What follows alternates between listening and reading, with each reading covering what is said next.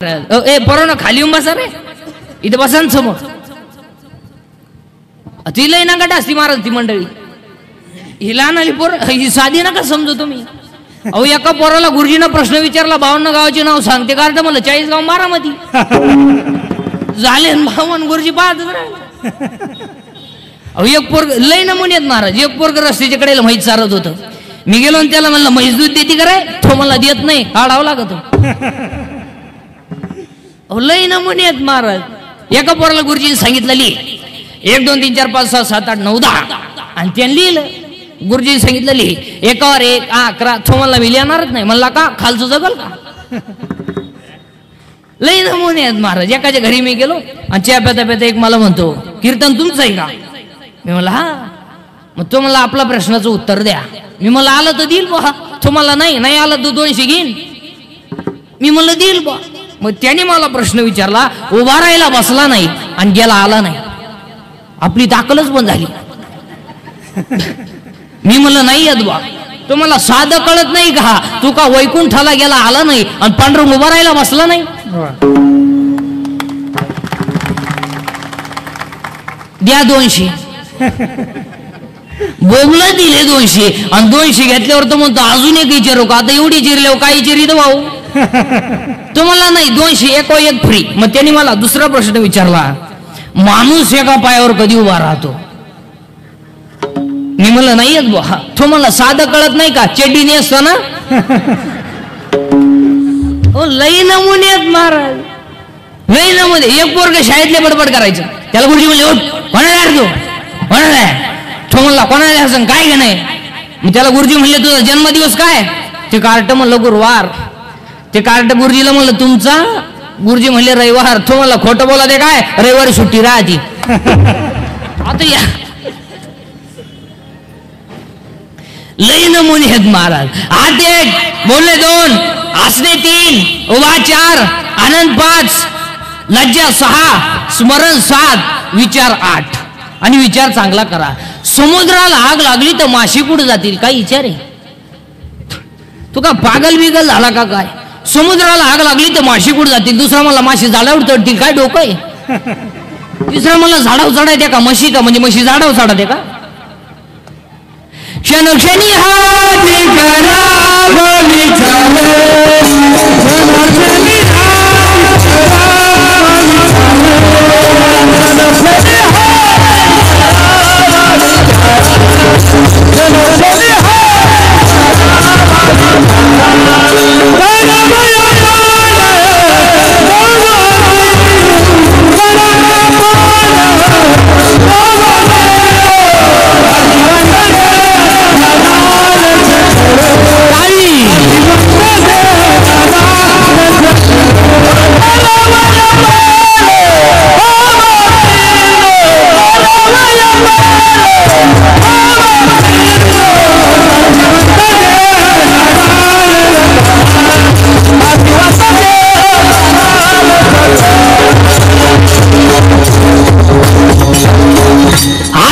बोलले 2 हसणे 3 उभा 4 आनंद 5 लज्जा 6 स्मरण 7 विचार 8 बुद्धी 9 पुण्य 10 कर्म 11 देवांना मिळालं नाही 12 देव इच्छा करतात 13 आणि आज देव आहे 14.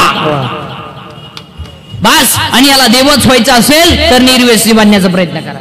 आणि काय दारू बिरू मध्ये माझ्या हो बायकोन आणायचं मित्रांनी घासवायचं तरी आपण हे काय. अरे 100 वर्ष कोला होऊन जगण्यापेक्षा 5च वर्ष जगा पण वाघ होऊन जागा. काय जगायचं त्याला, हे काय किंमत त्याला. आणि या 14 गोष्टी माणसाकडे आहे म्हणून गाथा माणसासाठी आहे. कीर्तनातला पहिला मुद्दा संपला. दुसरा मुद्दा सुरू झालाय. तुम्हाला मी पहिल्यांदा सांगितलं पाऊस आलाच नव्हता. हा कीर्तनातला दुसरा मुद्दा सुरू झालाय. कीर्तन ऐकणाऱ्यांना सूचना, दरिद्र्यान बसायच नाही. ते तो सोडून देऊन डोक्याला हात लावून दाढीला हात लावून तांगडीवर करून गुडी फाकवा यायचं नाही, यायचंच नाही. ओ लांबू भरायचं, चांगला चप्पल जोड पाहायचा. पण भामटीवनी आपल्या कीर्तनाला बसायचं नाही. इथे येऊन असं बसवतो. आणि तसंच मी ह्याला मग आपल्या कीर्तनाला भामटीने बसायचं नाही. आपल्या कीर्तनाचं दुसरं वाक्य बोललं जायचं. पटलं तर हा म्हणायचं, नाही पटलं तर नाही म्हणायचं. भामटीने आपलं कीर्तन ऐकायचं नाही. आणि माणसाची काय गॅरंटी, गॅरंटी काय माणसाची. अहो इलेक्ट्रिकच्या दुकानात गेल्यावर बल्ब विकणारा म्हणतो किती दिवस वापर बदलून देईन. अहो ही बल्बची गॅरंटी आहे, बल्ब विकणाराची काय गॅरंटी? पैसे मोजतानाच मिळाला. बरं बल्ब घेणाऱ्याची काय गॅरंटी? होल्डर मध्ये बसवा गेला व्होल्टेज वाढलं, बल्ब नाही लागला पण याचाच नंबर लागला. नाही म्हणून चिंता करायची नाही महाराज. आयुष्यात 4 वाक्य ध्यानात ठेवा. आयुष्यात 4 गोष्टीची कधी चिंता करायची नाही आणि आयुष्यात 4 गोष्टी तुम्हाला कधी मिळणार नाही. 1 आयुष्यातला वाया गेलेला क्षण पुन्हा मिळणार नाही. 2 शरीराची इंद्रिय पुन्हा मिळणार नाही. 3 दूध पाजणारी आई मिळणार नाही आणि 4 ईश्वरासारखा बाप मिळणार. सगळं मिळेल, आयुष्यातला वाया गेलेला क्षण पुन्हा नाही. 2 शरीराची इंद्रिय पुन्हा नाही. केस पिकली ना पिकली दररोज काळी कर, पहिली नाहीत. बरं ही तुम्ही केस काळी का करता? बरं तुम्हाला असं वाटतं का केस काळी केल्यावर तुम्ही देखणे दिसता?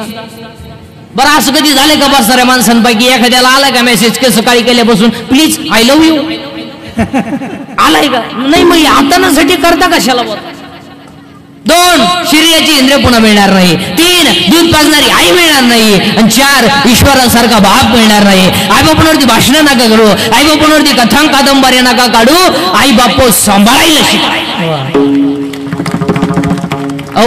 80% आमच्या कीर्तनकारांनी आई बापच भांडवल केलं. रोज उठून अर्धा तास आई, अर्धा तास बाप आणि अर्धा तास ज्यानं तारीख घेतली त्याची लाल करायची, बस संपलं कीर्तन.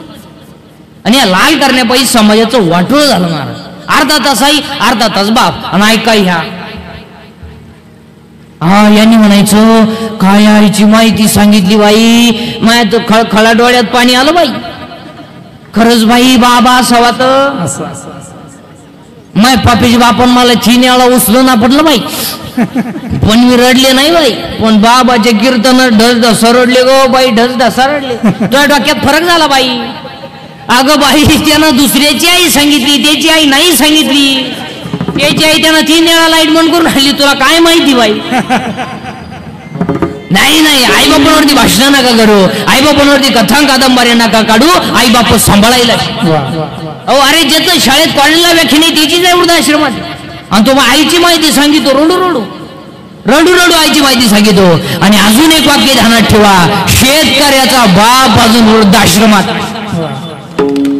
नाही. पण ज्यांच्याकडे इस्टेट मोकार आहेत आणि बुद्ध्या कमी आहे त्यांचीच आहे. जे 5 वाजता टॉमी बरोबर हिंडतात, दोन्ही टॉमी संगच, एकाला साखळीने एकाला चेन, आणि त्यांना जर विचारलं तुमचे वडील दिसत नाही, त्यांना वातावरण मॅच होत नाही आणि ते वयाच्या मनाने फार चिडचिड करतात.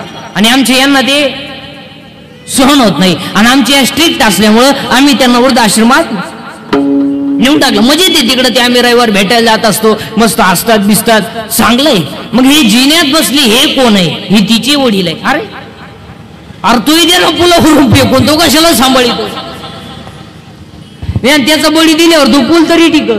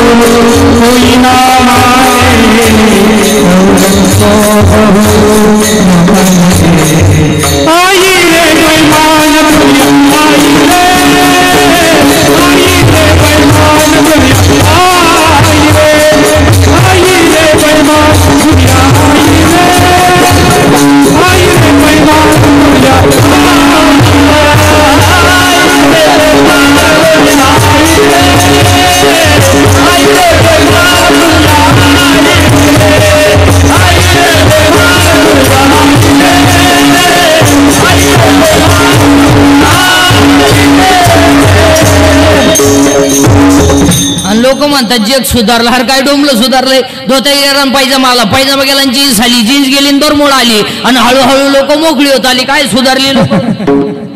आता इथवर चालय, अजून इथभर वर सरकलं म्हणजे आला महात्मा.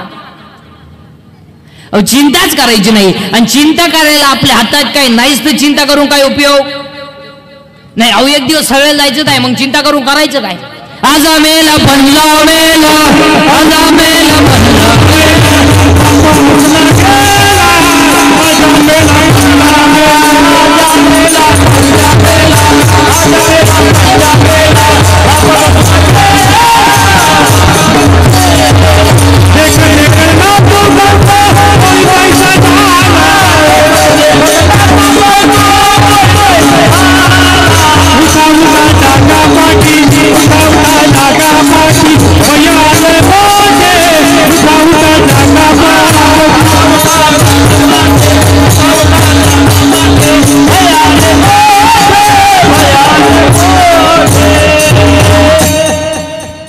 महाराष्ट्र फिरलो महाराज, पण आमच्या शशांक दादा जैननी जेवढं असं गोड नियोजन केलंय ना, याच्यासारखं नियोजनच पाहिलं नाही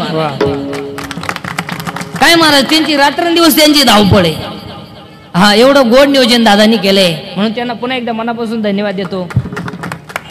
आणि आमचे काय हा अरे आमचे दादा आहेत, आमचे अशोकजी दामले.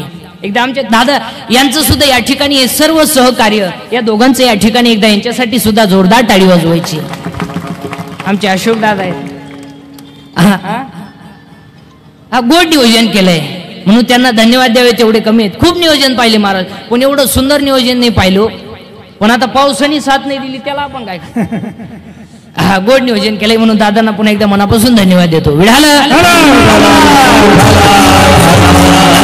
अभंगातले 2 मुद्दे संपले. तिसरा मुद्दा आज गायकवाड गुणीजन मंडळ बोले बाय सिटी मला महिला पुरुष बायचे गटाची बाय अंगणवाडीची बाय सासरी लोपाची मारणार बाय कॉलेजचे पुरी पळून जाणार पुरी बापुलीचं दाखवणारी पुरी बेवडे बिवडे जुगारी बिगारी पुढारी बिढारी.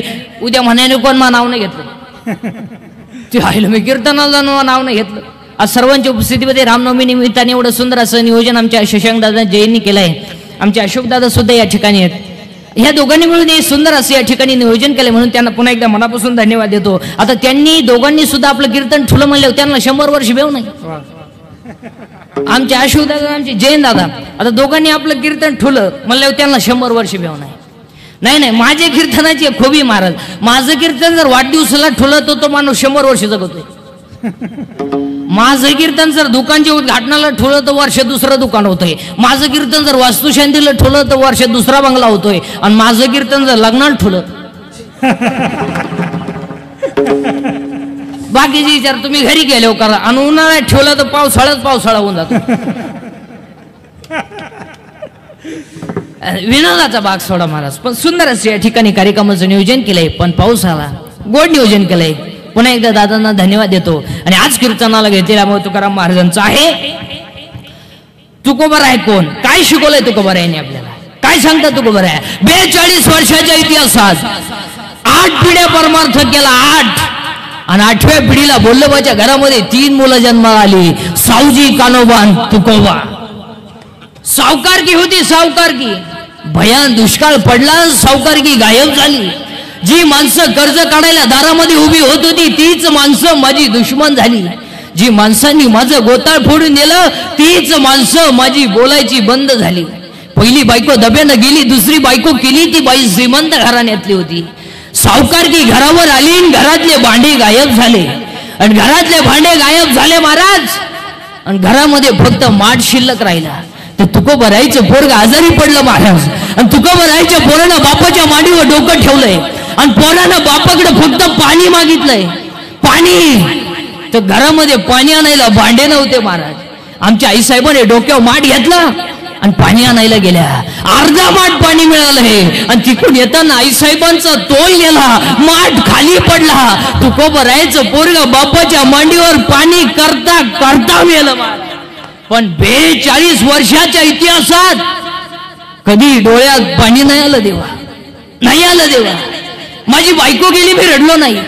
माझा मुलगा गेला, मी रडलो नाही देवा. मारले अंबाजीनं मला, मी नाही रडलो देवा. रामेश्वराने माझा गाता पाण्यात टाकला, मी नाही रडलो देवा. 42 वर्षाच्या इतिहासात कधी डोळ्यात पाणी नाही आलं देवा.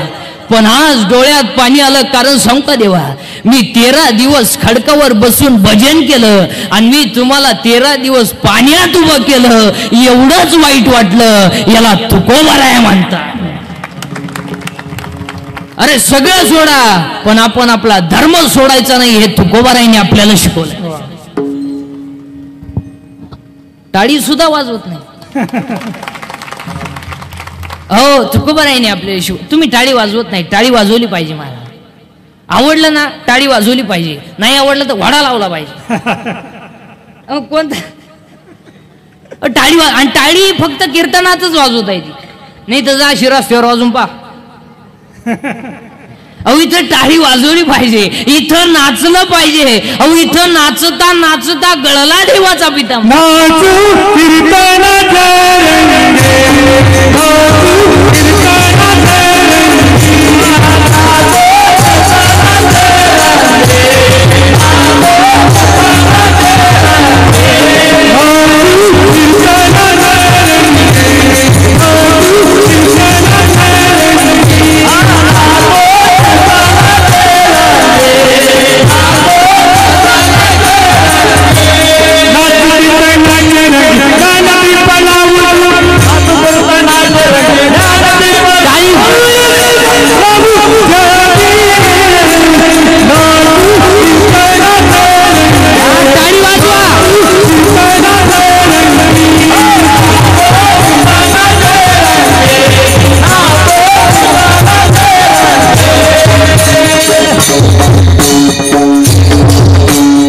एक वाक्य सांगू का, मोठ्याशी दुश्मनी करण्यात सुद्धा कीर्ती आहे. हो, रावणानं बायको पळवली, पण देवाचीच काय होईन ती होईल. हो, दुश्मनी करायची तर मोठ्याचीच करायची. आणि आयुष्यात 3 वाक्य कधी ध्यानात ठेवायचं महाराज. आयुष्यात 3 माणसांपासून कधी सावधान राहायचं. 1 मित्र, 2 पाहुणे रावळे आणि 3 भाऊबंद. भाऊबंद तर असे खपा खप मारायला पाहिजे महाराज, तुमची बी आमची बी. जिवंतपणी नीट जगून देते नाही, मेल्यावर त्यांच्याशिवाय जाता येत नाही. खा ना मग, जुनी माणसं घरचीच 5 पोरं का होऊन द्यायची. नको बा कोणला राम राम, आपली स्टोरी. 1 मित्र, कीर्तन संपल्या प्रत्येकानं आपले मित्र तपासायचे आणि त्याला सांगायचे तू इन माझी शेवटची भेट, परत आपली गाडी घ्यायची नाही. तो म्हणला मी तुझ्या गाडी आलो, पायी ये तिकडे, आपल्या गाडीवर यायचं नाही. तो मला माणुसकी उडत गेली. माणुसकी नाही महाराज. आज 70% लोकांचं जर आयुष्य कोणामुळे बरबाद झालं असेल, मित्र. 1 काही म्हणा ना, तुम्ही तर बोलायचेच बंद झाले डायरेक्ट. 1 मित्र बोला पटकन. आपल्याला प्यायली कोण शिकवली? मित्रांनी. आपल्याला ढाबा कोण दाखवला? मित्रांनी. आपल्याला गोवा कोण खायला लावला? मित्रांनी. आपल्याला वाईट मार्गाला घेऊन गेलो कोण? मित्र. आणि आज आपल्या जमिनीला गिराईक आणलं कोणी? मित्रांनी. मित्र असावा, मित्र गायक असावा, मित्र वादक असावा, मित्र कीर्तनकार असावा, मित्र व्यापारी असावा, किमान मित्र नीतिबाज तरी असावा. मित्र असावा, पण 4 गोष्टीचं कल्याण करणारा असावा, नाही तर नसावाच. अभ्यास कर म्हणणारा मित्र असावा. अभ्यास करून कोणचं भलं झालंय? असं मित्र नसावा. तुम्हाला एक मोठ्यांचं उदाहरण सांगतो. मोबाईल मध्ये घेऊन जा आणि रोज ऐकत जा, आणि आपलीच माणसं आपल्या आयुष्यात किती धोकादायक आहेत एवढंच ऐका. 4,30,000 माणसं रावणाच्या घरात होती. 4,30,000. 80,000 बायका होत्या, 1,00,000 पोरं होते, 1,25,000 नातू होते, 1,25,000 पंतू होते. अशी 4,30,000 माणसं रावणाच्या घरात होती महाराज. आणि रावणाची पुरी लंका सोन्याची होती. पुरी लंका. रावणाचं किरकोळ श्रीमंत नव्हतं, ते पतसंस्था काढून श्रीमंत नव्हतं झाले, ते गामण श्रीमंत होतं. आपल्याकडे काय? आपल्या 2च अंगठे तरी पंक्तीत बोट पिढीत. भातवाड मटकीवाड, भाटवाड मटकीवाड. एकाच्या बोटात 2 अंगठ्या होत्या आणि ते बाजारात एका बाई पुढे जाऊनच उभं राहिलं. कांदे कशी दिले, टमाटे कशी दिले, कांदे कशी दिले, टमाटे. त्या बाईनं वळखले ह्याला कोणता रोग झालाय. तिच्या पायात 2 जोडी होते सोन्याचे. ती म्हणली कांदे 3 रुपये, बटाटे 4 रुपये. कांदे 3 रुपये. अहो जे पिशी टाकून गेलं तर अजून आलं नाही. आणि काय आपल्याकडं काय? म्हाताऱ्याच्या बोटात अंगठी होती, मात्र वेळेला यांनी बोट कापून घेतलं म्हाताऱ्याचं. आणि काय आपल्याकडे 4,30,000 माणसं रावणाच्या घरात होती महाराज. पण ऐका महाराज, रावणाला इंद्रजित नावाचा मुलगा होता. इंद्रजित म्हणजे त्यानं 14 वेळा इंद्राला धरून आणलं होतं, 14 वेळा इंद्राला हरवलं होतं.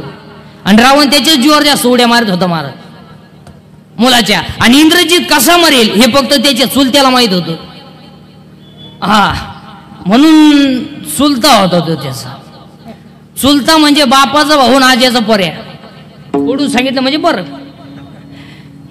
बिभीषणाला माहित होतं महाराज, इंद्रजित जर मरत नाही तर रावण मरत नाही, आणि रावण जर मरत नाही तर भाऊबंदकीत मजा काय.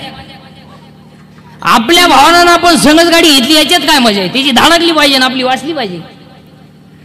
हो, बिभीषणाला माहित होतं महाराज इंद्रजित कसा मरेल. बिभीषण रामाकडे गेला आणि बिभीषणानं रामाला सांगितलं, तुमच्या खानदानीत तुम्हाला रावण मारत नाही, तुम्हाला इंद्रजित मारावं लागेल. वाजू नका, विडालं.